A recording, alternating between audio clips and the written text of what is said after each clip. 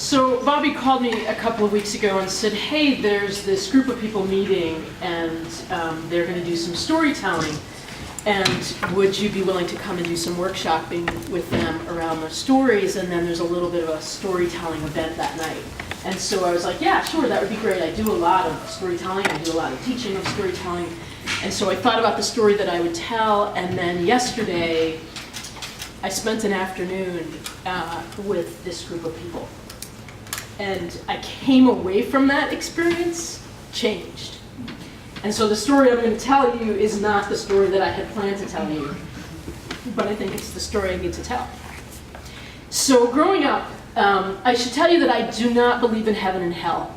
I grew up in a family that believes in science and mathematics and physics. And so the first time I understood what death was, it's not surprising that that came to me in a mathematical formula.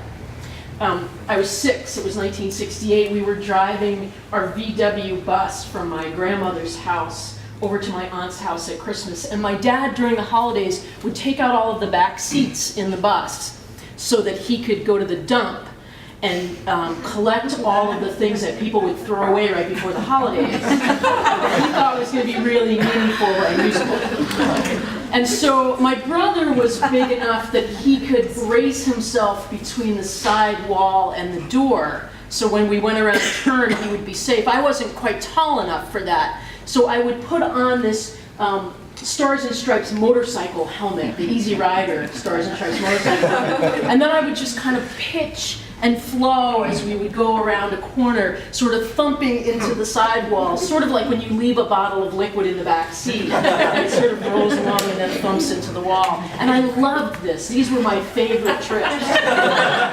And so as we were making our way to the next stop, right on the way to my aunt's house, we would always stop at our family plot, which is where everyone in my family for generations is buried when they die. And we came around a corner, and one of the things about VW microbuses is they had this little glitch that the sliding door would just slide open. It was a little bit of a glitch in Farfignugan technology. And so as we came around the hill, the door slides open and I slide out. And I slide out headfirst into a snowbank, into our family plot.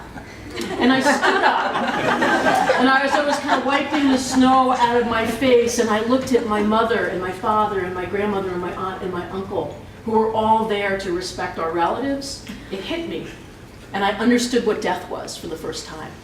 And death was simple subtraction. The more time you were here, the less time you had. And in that moment, I understood that death comes for everyone. And it would come for my grandmother first, because she was the oldest. And then it would come for my mother and my father and my aunt and my uncle. And when everyone I loved was gone, it would come for me. And I crawled back into the microbus. I put my helmet back on. And I stood, and I can just remember holding my father on the shoulders and just crying the entire way home. The next time I encountered death was 4 years later in a hospital bed. And I was lying with my grandmother, and I could hear words being said by the doctors and my grandfather out in the hall, words like blood cell and white cell count and childhood leukemia. And it was that moment I realized my formula is wrong. Death is not coming for my grandmother, death is coming for me. And my grandmother screamed out into the hallway, "No, te lunga, mi bella pupilla," which means, no, long life, my little baby doll. And I thought at the moment she was screaming at my grandfather, because that was something that happened really early. And I thought, I think now she was screaming at death. And I think death was a little bit afraid of my grandmother, because while it hovered in the doorway of my hospital room for the next year, it never crossed the threshold. And it didn't cross the threshold 15 years later when I came out of remission. And death didn't come back until 34 years later, when I sat again in the hospital with my grandmother. And as we talked about her life and what was about to happen, I realized that we had loved each other so well, and that she was ready to go. And when she died, once again, I walked her to that cemetery and I laid her in the place where she was going to rest. 3 weeks later, my father died unexpectedly. 6 weeks after that, my uncle. 4 weeks after that, my aunt.